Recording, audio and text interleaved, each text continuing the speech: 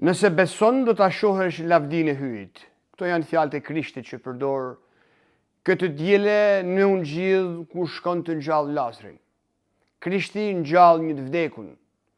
Ban atë që është mrekullia unikale e vetme dhe e papërsëritshme. Vetëm Jezu Krishti mund ta realizojë diçka të tillë. Të kalojë dikën nga vdekja në jetë. Shpeshherë të dashur vëllezër e motra, në jetën tonë na duhet të vdesim. Ndoshta jo literalisht, por sa herë përballemi me smundje, vështirësi, probleme apo situata të errëta të jetës tonë.